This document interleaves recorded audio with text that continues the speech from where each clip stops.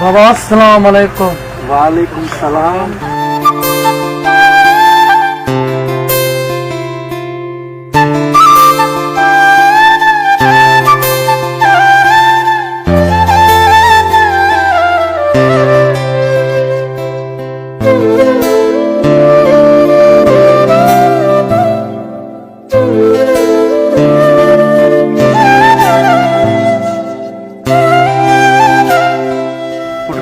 केड़ा खैर सां मोटे हैं? जी बाबा तव्हां जी दुआन सां मोटी आयसि। पुट ॾाढो भलो थियो कराची ॾांहुं मोटी आहीं। मूंखे बि इंतज़ार हूंदो हो।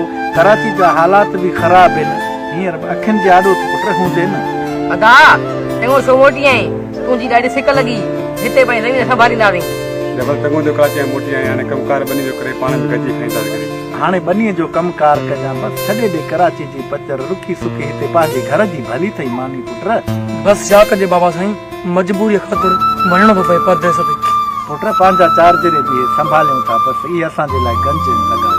जी बाबा ईअं ई कंदुसि, पंहिंजी ॿनी चार्जर बि संभालींदुसि। पुट अमीर वञ ॿकरियुनि खे छॾे। सुबुह लाकू ॿकरियूं बुख मरी वियूं आहिनि।